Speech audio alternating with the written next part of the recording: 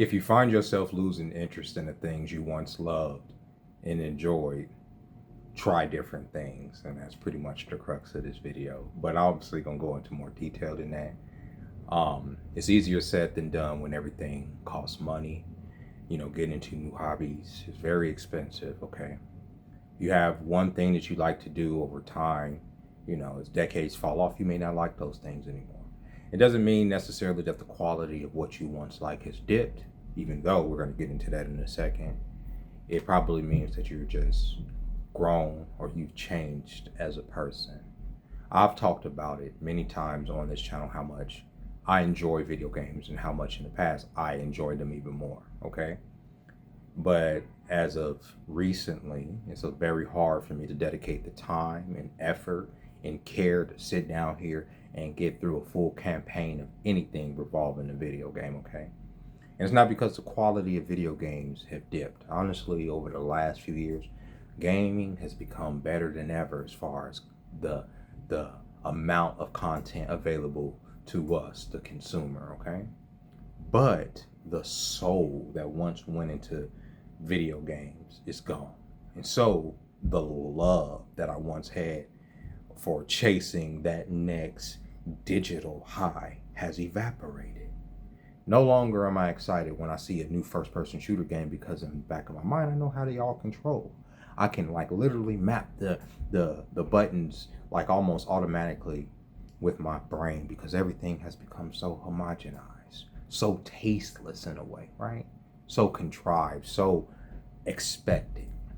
This is just not me just feeling like this. There's a lot of people feeling like this. And I don't think it's just because of age. And like I said, I don't think it's because the quality of gaming have dipped. I just think that everything has just become so standardized. And the reason that things become so standardized, the reason that the soul is sucked out of so many things is for profit. It's easier to bite what has already been done, to not reinvent the wheel, so to speak, not to come up with new control schemes or new ways to present the user, with ways to interact with the player on the screen, but it's easier just to like copy, you know? So the love is gone, whereas once everybody wanted to reinvent the wheel, so everything felt new. It's not like that anymore. Same thing with movies. You see all these movie buffs talking about how movies are supposed to be made, how it's supposed to be shot, and you're supposed to use this film and this film. And so many people take that to heart. Now with the internet, everybody coming together and looking at what is the standard, the soul in a lot of movies is gone.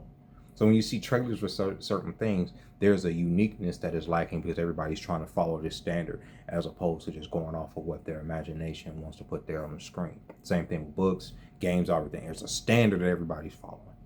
Food's the same way. Food has been watered down to the point.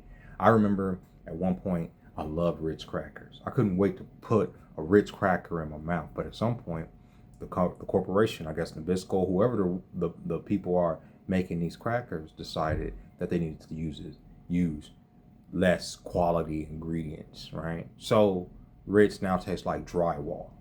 The generic version of Ritz tastes more buttery and better than the original Ritz because they're using some air fried nonsense to, you know, play on the nostalgia of what Ritz used to taste like. None of the shit that we used to eat tastes the same because the ingredients that they used to make the shit has degraded in order to, once again, turn a profit.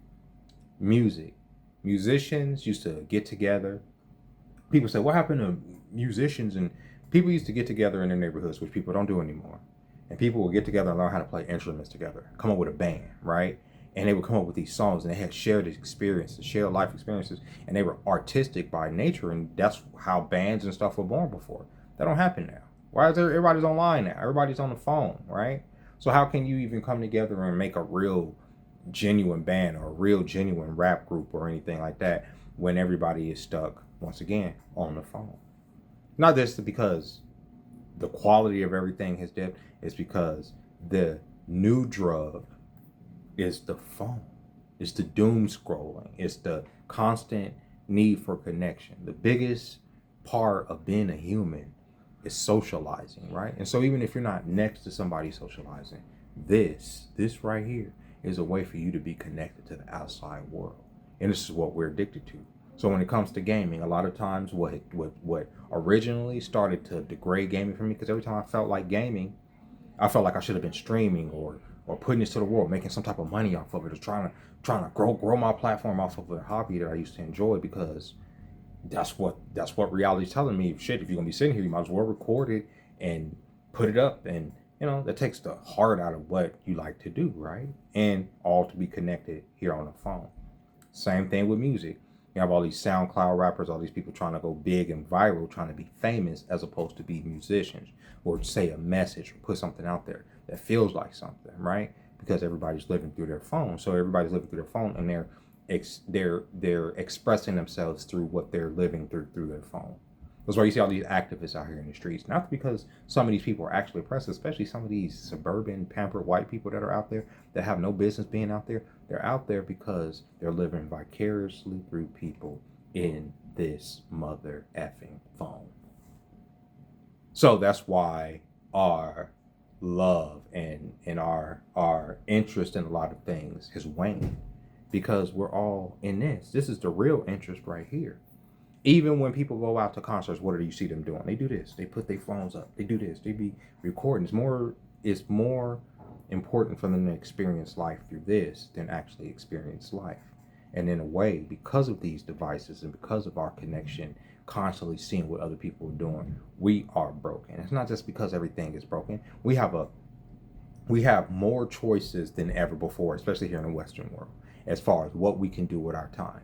But because we have so many choices, and because choice paralysis can make us crazy, or because we're comparing our lives to other people, or because we feel like we're lacking in this way or that way, we can't enjoy the moments that we're having now, or the things that we have, or the things that we have acquired, because we're constantly chasing the next high based on whatever. And when we get to that high and it's not exactly what it is, some people feel like crashing out. Some people feel like expressing themselves. Like, for instance, a lot of people are looking forward to the new Avengers movie at the end of the year. A lot of people are looking forward to the new Grand Theft Auto at the end of the year. Me, right? And the reason we're looking forward to these cultural milestones is because it's going to make us feel something and feel connected. It's not just a cultural milestone itself, or having a controller in your hand and playing Grand Theft Auto 6, or going to see Avengers. It's the connection you have with people and being able to talk about it and all that, right? But at some point, that sugar high comes down, and then you chasing the next thing and the next thing and the next thing. Look at this Avengers movie that's come out. It's a perfect amalgamation of what I'm talking about. They just have to top themselves and top themselves and top themselves. So they pulling X-Men out the ass from the 90s, and they pulling motherfucking the Fantastic Four out of another universe, and they revamping Robert Downey Jr. to come back, and they bring it back Captain America, and Thor's praying Odin. They got all this, you know what I'm saying? They're playing on nostalgia. And then they just gonna throw all that shit in the pool and mix it up, because they know that the public is chasing a high. That's why you see so many edits of Doomsday and all this other crap, because that's what people are addicted to. It's the phone. It's not necessarily the actual experience. It's this. People can't wait to go see Doomsday, not to experience the movie itself, but to come back, get on their phone, and talk about it. Tell me I'm lying.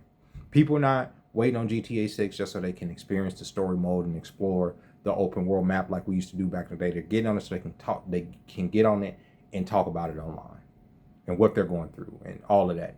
That's what this is about. And that's why we have lost interest in a lot of the things that we love. At least that's how I feel. And because we are so detached because of these phones, it affects like our day-to-day lives. Like, I know it does for me. Like today,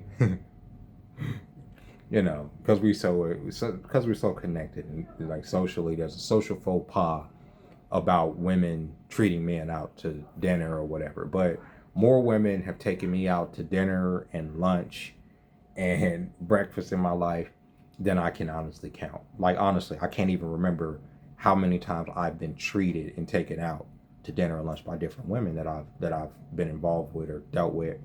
And in the past, it didn't bother me. But because of the social faux pas that comes along with a woman putting her card down on the table and paying for the meal and the tip and all that, I don't feel comfortable these days when a lady wants to treat me out to breakfast. So this morning, the lady I'm seeing, she wants to take me out to breakfast. We go out to breakfast, go to this trendy ass place downtown, and I had to dip, because the moment we got in there, I had an anxiety attack. It's like all these people in here, like there's no official menus, there's nothing to look at, there's no, like, I guess you got to get on your phone, It's all these like preppy looking niggas in there, and it's just like, nah, bro, not for me. And I don't have the cheese for this. And I know she didn't want me to come out because she expected me to have the cheese for that. But it's the social stigma that comes along with it. And I just didn't even want to fucking deal with that, and I don't want to deal with that. And I'll say like, so that all affects me as a person because like, well, that's insecurity that you have or whatever. Da da da.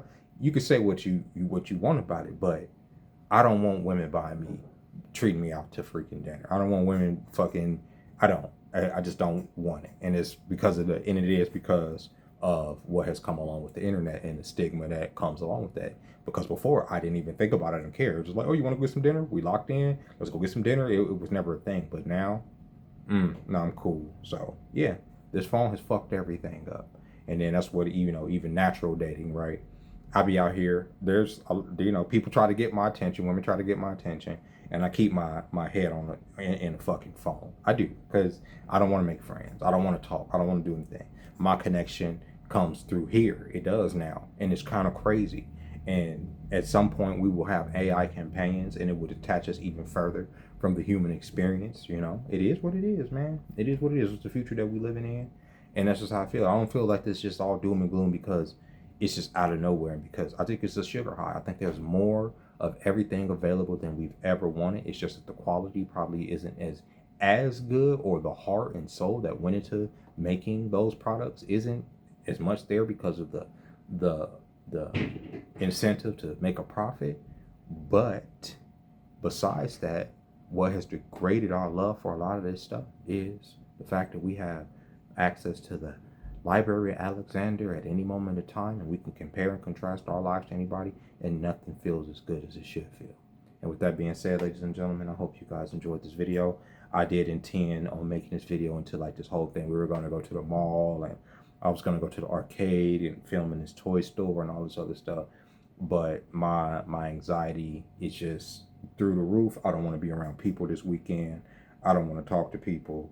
I just want to, doom scroll and waste my life away. And with that being said, ladies and gentlemen, I'll catch y'all next time. Bye-bye.